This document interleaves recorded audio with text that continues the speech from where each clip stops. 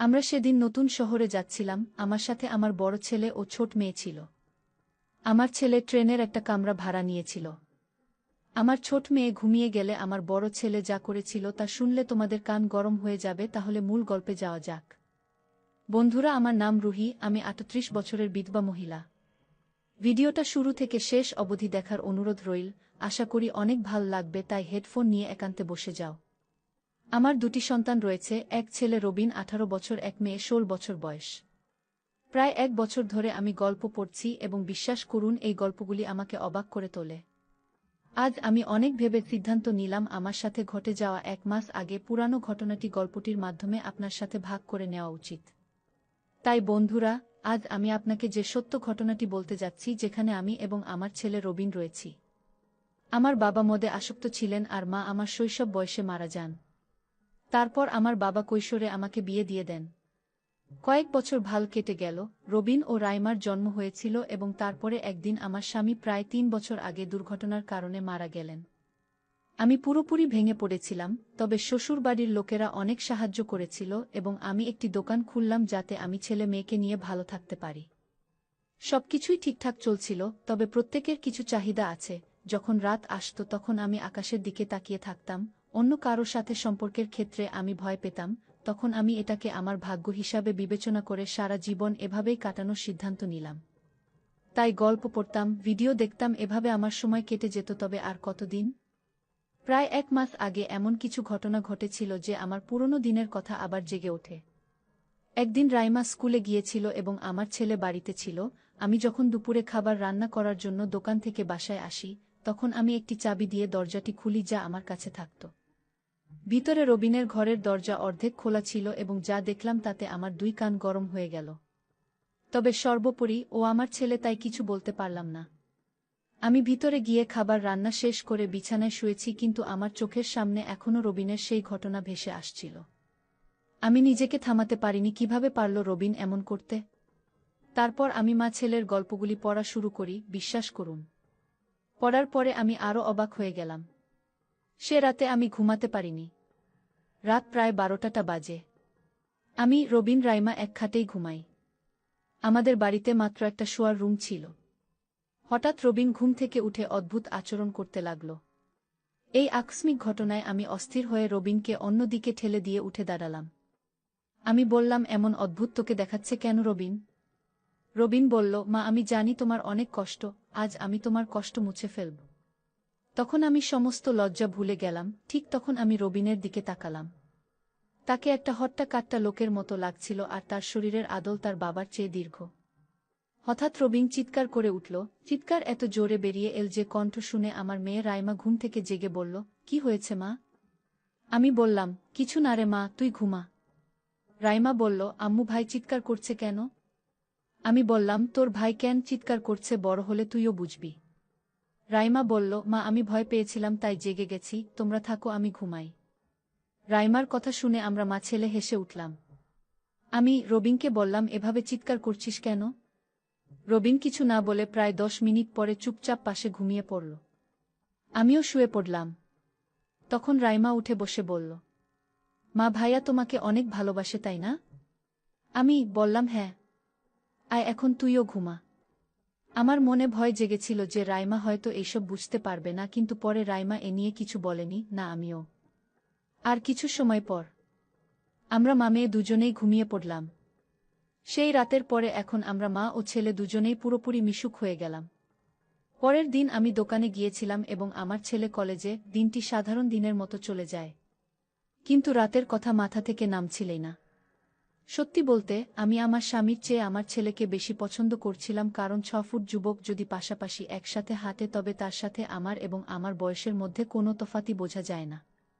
আর এখন আমি অপবাদেও ভয় পেতাম না, কারণ আমি বাড়িতে সবকিছু পেয়েছিলাম। রাত ৮টা নাগাদ আমি দোকান থেকে বাড়ি চলে আসি। রাইমা তার পড়াশোনায় ব্যস্ত ছিল এবং রবিন ল্যাপটপে কিছু একটা করছিল। আমি তার কাছে গিয়ে জিজ্ঞাসা করলাম, কি করছিস রবিন? রবিন বলল, মা, আমি কলকাতায় একটি আন্তর্জাতিক কল সেন্টারে চাকরি পেয়েছি, মাসে বেতন ৩০,০০০ টাকা এবং আলাদাভাবে প্রণোদনা। আমি বললাম, এটা খুব খুশির সংবাদ। রবিন বলল, মা, আমরা একটা কাজ করি না কেন? আমি এখানে আর থাকতে চাই না। চলো দোকানটি বিক্রি করে আমরা কলকাতায় চলে যাই, আমি, তুমি এবং রাইমা। আমরা সেখানে ভালোভাবে থাকতে পারব। যদিও বিষয়টি নিয়ে আমার অমত ছিল না, কিন্তু শ্বশুরবাড়ির কারণে আমি কিছুটা দ্বিধাগ্রস্ত ছিলাম। আমি রবিনকে বললাম, এই বিষয়ে আমাদের আরও ভাবা উচিত। এত তাড়াতাড়ি কোনো সিদ্ধান্ত নেওয়া যাবে না। এরপরে আমি রবিনকে বললাম, তুই মুরগি অনেক পছন্দ করিস, তাই না? রবিন বলল, হ্যাঁ মা। রাইমা বলল, হ্যাঁ মা, আজ মুরগি রান্না করো। আমি রবিনকে টাকা দিয়ে বললাম, মুরগি এনে দে, আমি রান্না করছি। রবিন হেসে টাকা নিয়ে বাইরে চলে গেল। কিছুক্ষণ পর রোহিত মুরগি নিয়ে এল। আমি মুরগি রান্না করে প্রথমে রাইমাকে খাওয়ালাম। খাবার খাওয়ার পরে সে ঘুমোতে গেল। তখন আমি রবিনকে বললাম, তুই মুরগির তরকারিটা ঘরে নিয়ে যা, আমি রান্নাঘরের কাজ শেষ করে আসছি। রবিন ঘরের ভিতরে গেল, আমি রান্নাঘরের সমস্ত কাজ শেষ করে ঘরের ভিতরে চলে গেলাম। রবিন বিছানায় শুয়েছিল এবং মুরগির তরকারি বিছানা রাখা, আমিও বিছানায় বসলাম। যখন রবিনের বাবা বেঁচে ছিল তখন সে অবশ্য মুরগির সাথে আমরা ড্রিঙ্ক খেতাম। মুরগি ছিল, তবে ড্রিঙ্ক অনুপস্থিত ছিল। আমি কিভাবে আমার ছেলেকে বলবো? আমি এই ভাবনায় নিমগ্ন ছিলাম। তখন রবিন বলল, মা, কি ভাবছ? মুরগি খাবে না? তোমার না খুব পছন্দ? আমি বললাম, হ্যাঁ আমার ভালো লাগে, তবে এরকম শুকনো ভাল লাগে না। রবিন সব বুঝতে পেরে আমাকে অবাক করে বলল, মা, তুমি কি ড্রিঙ্ক করো? আমি বললাম, হ্যাঁ। তোর বাবা বেঁচে থাকার সময় মুরগি রান্না করলেই সাথে ড্রিঙ্ক খাওয়া হতো। রবিন হেসে বলল, এখনই তোমার ইচ্ছা পূরণ করছি, এখনই নিয়ে আসছি। আমি বললাম, না থাক, এত রাতে কোথায় যাবি? রবিন বলল, মা, তুমি চিন্তা করো না। রবিন বাইরে গেল এবং কিছুক্ষণের মধ্যে নিয়ে এলো। যতক্ষণ রবিন বাইরে ছিল আমি আমার পুরাতন কাপড় চেঞ্জ করে নতুন কাপড় পরে নিলাম। রবিন ঘরে এসে বিছানায় বসে আমার দিকে তাকাতে শুরু করল। আমি বুঝতে পেরেছি যে আমাকে দেখে অবাক হয়ে গেছে। আমি উঠে 2টি গ্লাস এবং বরফ নিয়ে আসি। আমরা মা ছেলে বিছানার উপর বসেছিলাম এবং আর মুরগি খেতে শুরু করলাম। একটু পর রবিন অদ্ভুত সব কথা বলতে লাগল, ম্যা, আমার সাথে কলকাতায় চলো, সেখান কেউ আমাদের চেনে না। এই কথা শুনে আমার আনন্দের সীমা রইল না। আমি বললাম, ঠিক আছে, তবে সেখানে যদি কেউ জিজ্ঞেস করে তোর বাবা কে এবং আমি কে, তখন তুই কি বলবি? রবিন বলল, মা, তুমি চিন্তা করো না। বড় শহরে কাউকে নিয়ে কেউ ভাবে না। তারপরও যদি কেউ জিজ্ঞাসা করে আমি ম্যানেজ করে নিব।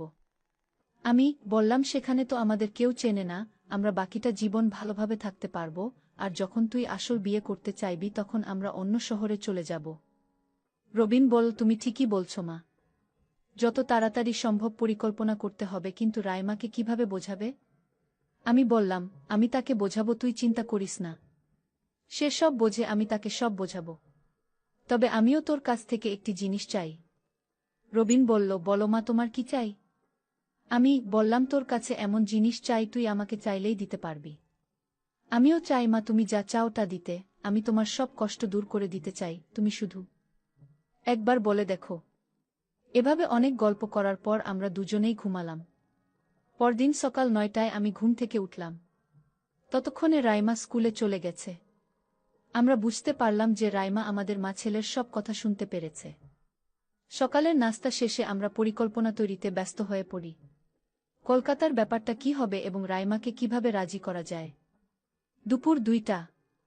রাইমা স্কুল থেকে এসেছে। সে চুপচাপ ঘরে ঢুকে আওয়াজ দিল। রাইমা বলল, মা, এখানে এসো। আমি সঙ্গে সঙ্গে তার কাছে গিয়ে জিজ্ঞাসা করলাম, কি হয়েছে রে রাইমা? সকালে তুই নাস্তা না করে স্কুলে গেলি যে? রাইমা বলল, মা, গতরাতে আমি সবকিছু দেখেছি। বাবা চলে যাওয়ার পরে আর তোমাকে এত খুশি দেখিনি। আমি বললাম, এখন আমরা সবাই কলকাতায় যাব। রাইমা বলল, মা, এতে আমি খুশি। যদি বড় শহরে যাই তবে আমার পড়াশোনাও ঠিকঠাক হয়ে যাবে। আমি কাউকে কিছু বলবো না, তুমি আর ভাইয়া যা ঠিক মনে করো তাই করো।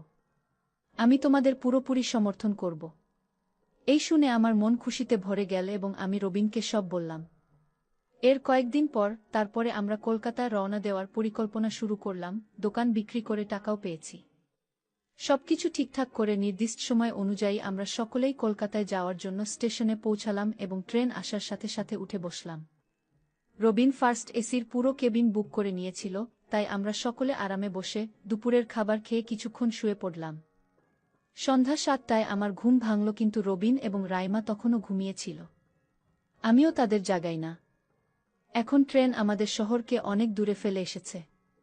আমি ভাবলাম রবিন ঘুম থেকে ওঠার আগে তাকে অবাক করে দেয়া যাক। ট্রেনের জানালা দিয়ে বাইরে তাকিয়ে রবিনের ঘুম উঠার জন্য বসে থাকলাম। প্রায় 7:30টার দিকে